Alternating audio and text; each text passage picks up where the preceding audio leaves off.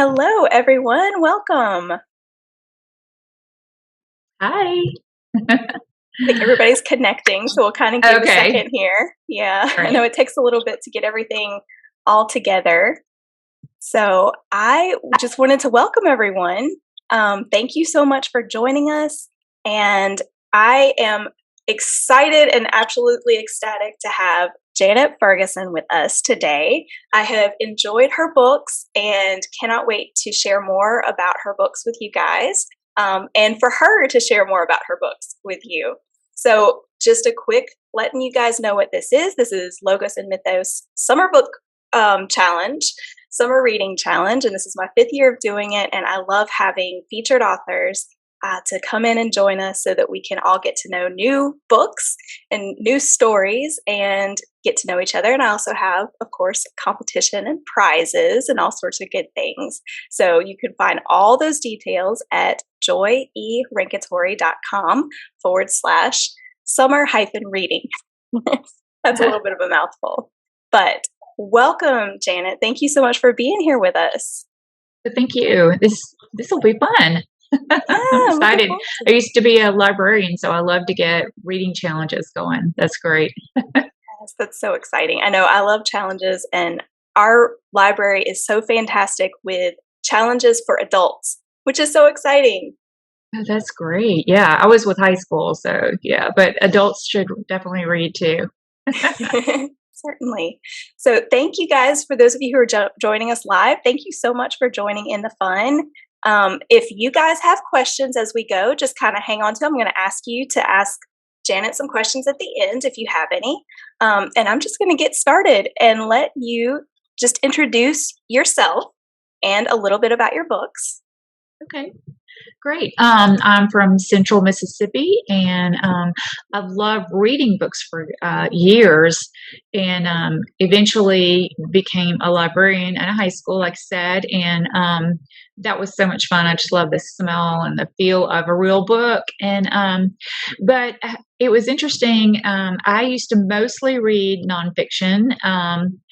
I did, read some fiction, but I was invited to read some Christian fiction a couple of decades ago, probably when it was early on getting popular. And I fell in love with books like Francine Rivers' works and Lynn Austin and Charles Martin, some others. And I just realized and loved the power of story.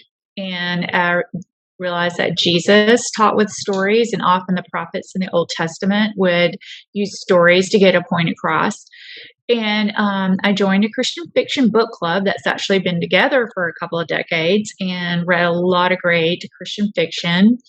And at some point, I wanted to write a novel that dealt with a character who, like myself, deals with anxiety and sometimes panic attacks. And I wanted to tell a story because a lot of times I'm pretty open. A lot of times, other people, once I told them about my issue with anxiety, would share something that they were dealing with. But also, I found a lot of people dealt with shame because of it and or embarrassment. And I wanted to write a story to take away some of that just um, awkward feeling that goes along with issues that you can't quite see, like mental or emotional issues. And so it took me 4 years to get this novel.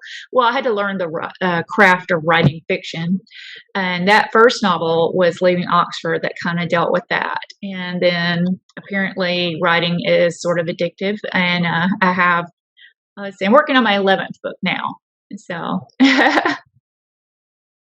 That is awesome. And, I love that you shared that. I think often we all struggle with things, a lot of things that are unseen. And just knowing that someone else feels the same way makes a huge difference. great. So thank Yeah, you I for think it's sharing important that. that we share our own stories when, I mean, it's not, you don't have to in every single situation, but when it's appropriate to do that. So, yeah. Well, and just to let you guys know, so this week, Jana is giving away a copy of her newest book, Healing Skye. It'll be an autographed paperback.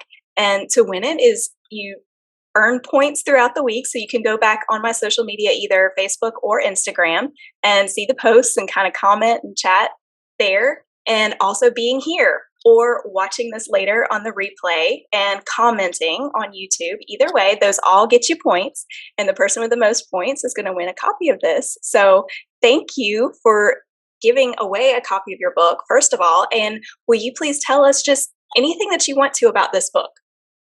Sure. That book was so much fun to research. I have a friend whose daughter was an intern at the Dauphin Island Sea Lab, and she was doing a manatee migration study. And I thought, well, that's just fascinating. And I put it kind of in the back of my mind that I wanted to do a book about like a person that researches all that stuff. And so I came up with a marine biologist eventually that would work with some of this Coastal Heart series. And she comes from, the character comes from a hard background of like abusive home. And so she really loved animals more than people, and trusted animals more than people, and loves nature. And that's just where she finds peace. And so she's moving back to a place she doesn't want to go because it's near someone in her past. But she plans to hide out on Dauphin Island. And I got to go there several times to research and interview marine biologists and, see everything I could on the island. It's not very big. It's just a sweet little town. And so the first thing that, happens is that she needs somebody to help her because she's in an accident. I don't want to give too much away, but of course he's a really nice guy and he has the sweetest daughter. And so then their story goes from there. But, I have thoroughly enjoyed this book, and I had read, when I met you, that was at the Mississippi Book Festival several years ago, and I bought this book from you there, Magnolia Storms, which this is also a Coastal Hearts novel. So I loved it too. Yeah, and it's set in Ocean Springs. Yeah, right. I remember meeting you. It was so hot that day, but the Mississippi Book Fair is still awesome. It is, even if it is in August. Yeah. Well, I was just going to say the Coastal Heart series, they're all, kind of aligned. There's some sprinkles of characters, but they all stand alone. So you can read any one of the books without having read any of the others. But if you do read them all, you'll find those little Easter eggs in there where they're connected. That's so neat. I love that. I love how you can read them separately, but then you have those little pieces. That's special. So tell us what you love most about being an author. Oh, well, yoga pants and t-shirts are the uniform. And but seriously, I think research is so fun. I actually went for that last book to visit a friend who lives in Florida, and we swam with manatees. And so I love any kind of research. I like learning about careers.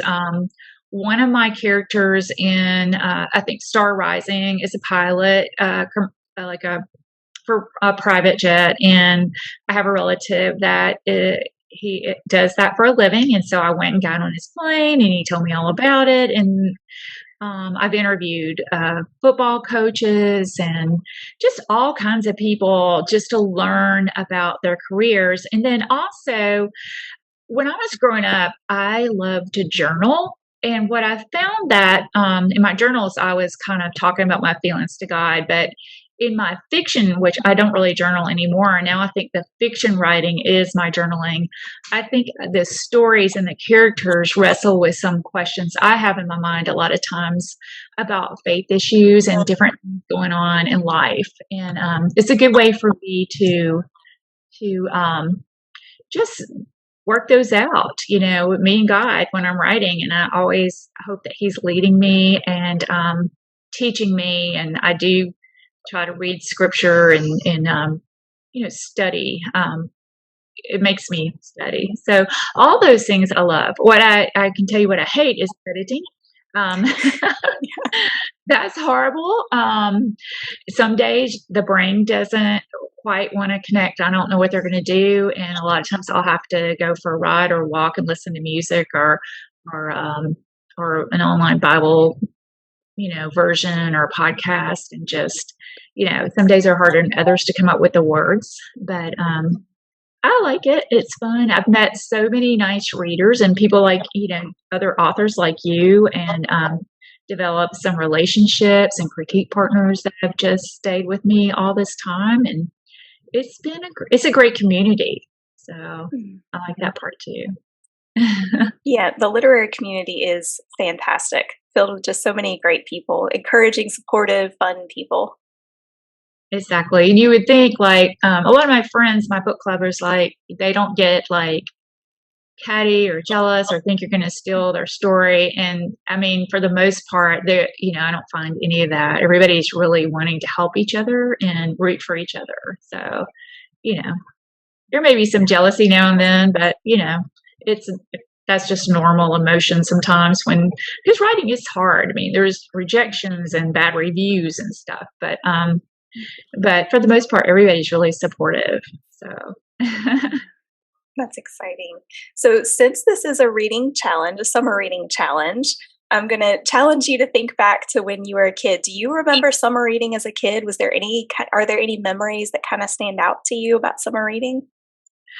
I remember, just the books that everybody my age kind of read was like Charlotte's Web or The Secret Garden or the Little House on the Prairie collection. I mean, I love those books. I always like the ones with happy endings. I'm not really into like, even though as a librarian, literary fiction is always so sad. I mean, the writing may be beautiful, but like there are not happy endings in a lot of stuff like The Great Gatsby or Steinbeck or, all those books. So I like little happy endings, and, that's what I read for that, to be encouraged and stuff. So, but yeah, those were my favorites. And I loved reading to my own kids, just, all kinds of stories. So, Yeah, those are special memories as a parent reading with your kids. Yes. So, what about this year with your reading? Is there a particular book that has stood out as a favorite of what you've read? Yes. I don't know what attracted me to this book. Now, I talked to T.I. Lowe online, maybe in a group before, but to be honest, I hadn't read her books. I had some on my Kindle. You pick up all this stuff. I'm going to read this. But I started reading one called Under the Magnolias by her. And it's set in South Carolina in the 1980s. And so I'm a child of the 80s. I liked the references to culture and stuff that went on then because, of course, I knew them. But it's a beautiful story. I mean, she had what I call pretty words, pretty writing. And like I just could like each line savor, but also wanted to get to the end. And it's like a character who is in a small southern town, and her family's kind of crazy, and she has to take care of her siblings and do the best she can with that. And there's faith in it, and there's mental illness, and there's a guy. So it has like the whole package. I really enjoyed it. So it was really good. I highly recommend it. And that stands out as the best book that I've read this year. So I'm definitely going to recommend it for my book club. We recommend them all in January for the following year. And so I think that'll be my pick. Well, that's been on my list for a while. So it was nice to hear you talk about it a little bit because I'm going to have to bump that up on the list. Yes, read it. It's yeah, I want to, like I want to write like this, I know, It's I nice love writers like that. Exactly. Yeah, I'm a big Lisa Wingate fan. She Mhm. has some pretty writing too. I can say that most of her books I would recommend. They're all a little different too, but so That's awesome. I love that beautiful writing. The kind that just I remember there was one book that I started reading and it was just the first few lines. I literally had goosebumps and I started crying. Like I love that when the writing makes you yes, cry.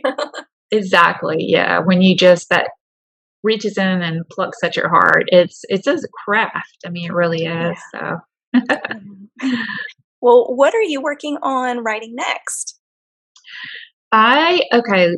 last year we went to Wyoming I'd never been before, and we stayed in Jackson Hole, as the tourists call it, and near the Grand Tetons. And I thought, well, this would be a fun place to take some of my Dauphin Island characters for a destination wedding that was kind of a surprise thing that came up really quick.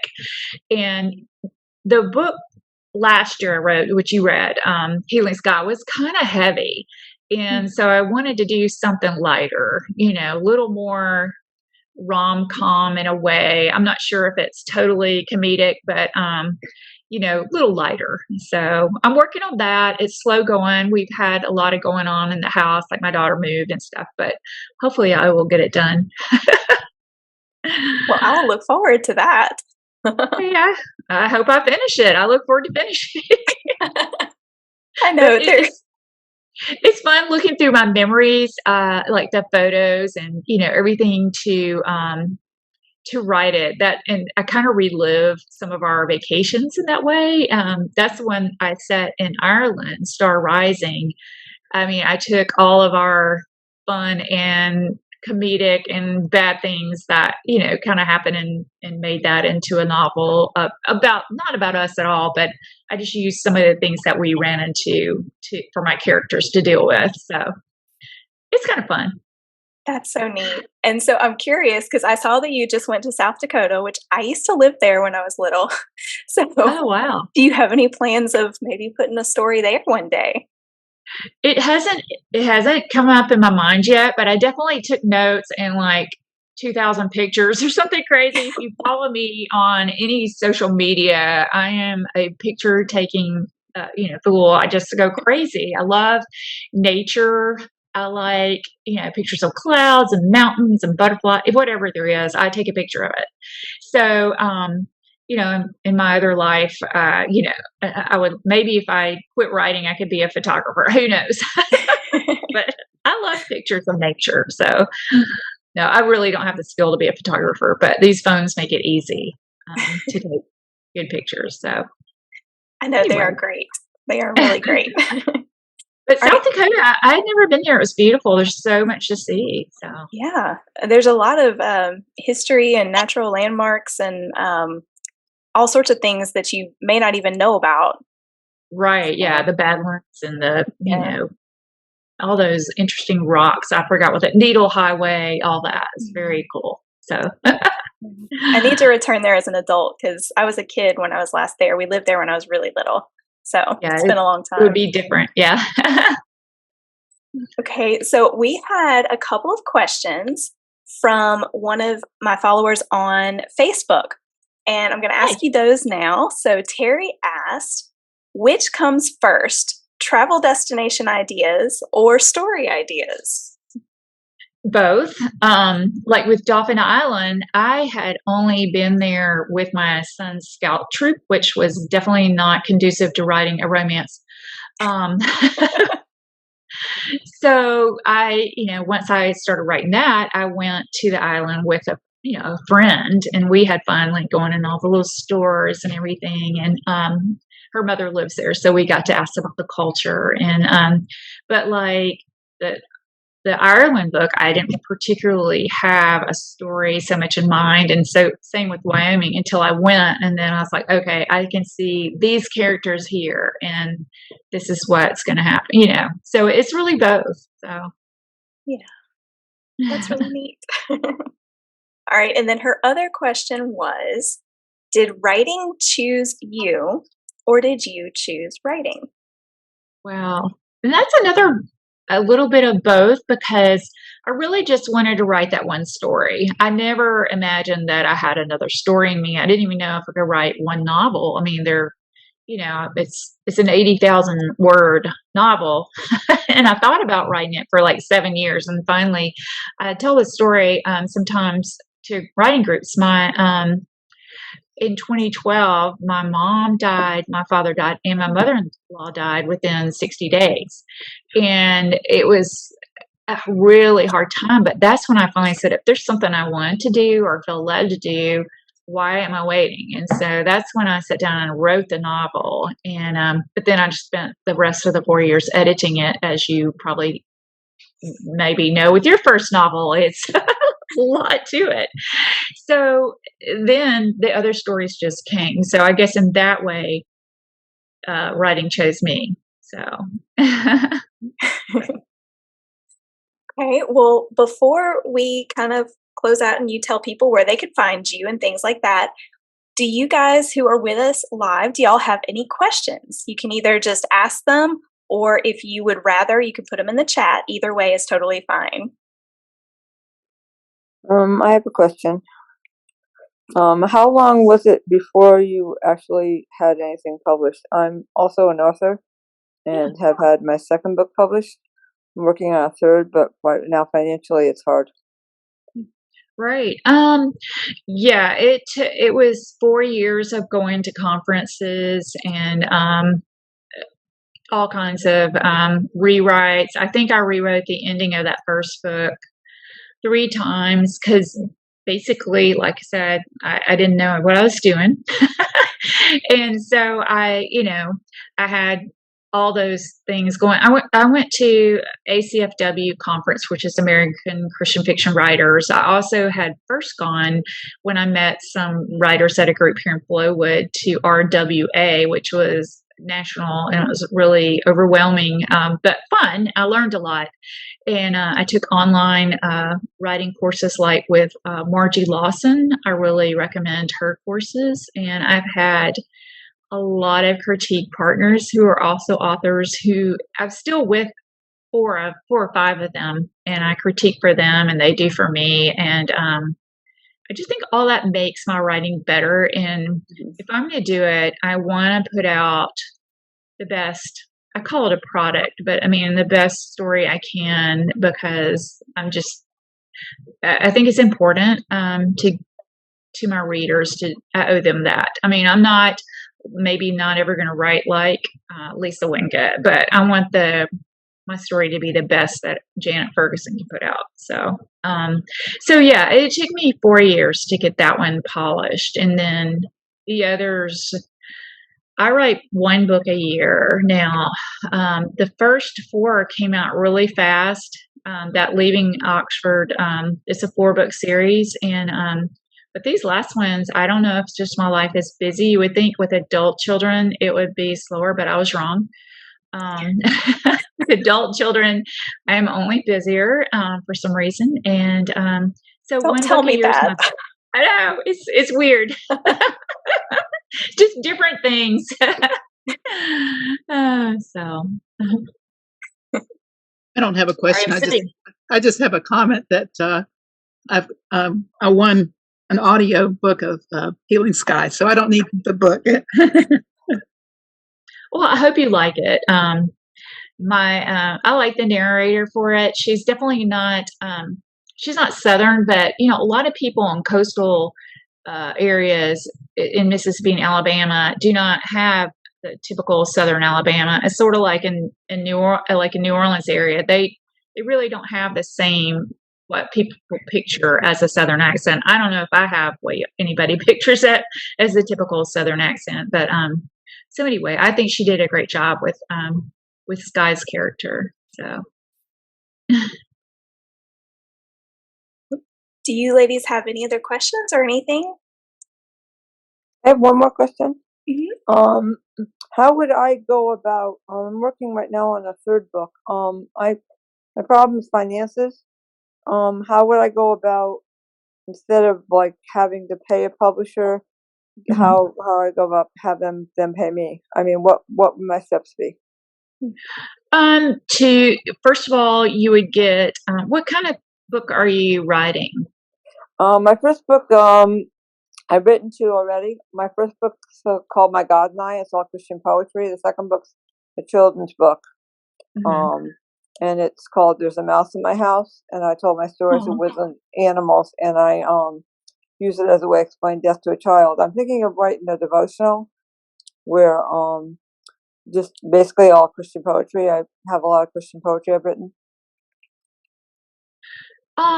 The traditional route, usually you go, you submit to agents, and most traditional publishers, well, the bigger ones now. I mean, there's some small pubs that will take your submissions directly from you.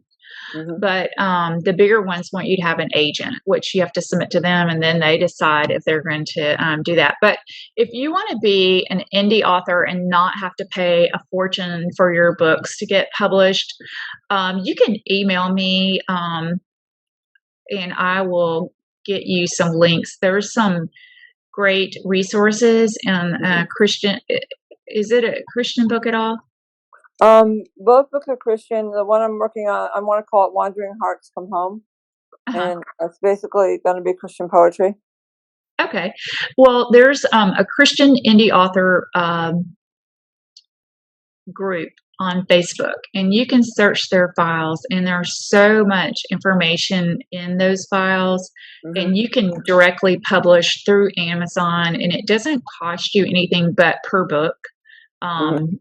So that would be a great way to lessen your cost. And I do recommend always getting an editor for your specific genre of writing. I have an editor that is particularly for my specific genre, and mine are all contemporary Christian romance fiction. So so that would be great. Just email me or message me on Facebook, and I will be happy to email you any resources that I can come up with. I've done that several times for people. So thank you. Oh, you're welcome. That's exciting. I'm excited to hear a little bit about your journey, and I would love to hear more if you decide to go indie too. That's exciting. I'm an indie author as well, and I love it. So. There's a lot of freedom in indie authoring, and just it is still a business. I mean, you want to put out a nice product and, make a little money doing it too. A lot of indies make a lot of money, some make a little. It just, it just depends. So, but if you're doing it for the joy of spreading a message, I mean, that's important for you too. So. Well, I think that's about it, but I would love for you to tell everyone where they can find you. Where's the best place to learn more about your books and stay in touch? Okay. My author website is getting rebuilt this week. I didn't realize it would go down, but it's normally Janet Ferguson author, .com or something. But if you just go to, if you're on Facebook, you can right now put Janet W. Ferguson and you'll find me. And I'm sure you had the links to that somewhere. And also, you can go on Amazon and find me to buy any of the books. That's really easy. Just Janet. I use a W because there's a lot of other Janet Fergusons. So, but yeah, if they need to contact me and they can't find me because of my website and they know how to contact you, you have my information too. But my website is supposed to be back up on the 23rd. So that's tomorrow. That's exciting. Yeah. Well, thank you so much for having me. Thank you. Thank you so much for coming. And thank you guys for joining us for this. Just a couple of quick things, just reminders that you can go on social media, Facebook or Instagram, comment on some of the posts from this week, and those points will get tallied by a little after noon on Sunday. So Sunday evening, I'll reveal the winner of Janet's book, Healing Skye. And next week is the final week in the Summer Reading Challenge. And I am very excited about this. This is something that I'm doing for the first time this summer. Next Friday evening at 6 p.m., that's Central Time, for those of you who are in a different time zone, I will have what I'm calling Authors of the Roundtable. And I'm bringing back some featured authors from previous summers and some from this summer as well. And we're just going to chat a little bit, let you get to know who they are and what they write and things like that. And it'll be similar to this, another Zoom event, but there will be things on social media throughout the week as well. So, I don't know if y'all heard that or not. Somebody's revving a car. Surprised my dog's not making a lot of noise in the background. I know. That's always the fear when I do a Zoom thing because you're about to hear my dog bark, actually. She heard the Dogs, car cats, they're all around me. too. Yes. So we all have a wonderful weekend and a wonderful day. Thank you. Thank you. Thank Thank you. you. Y'all have a great one too.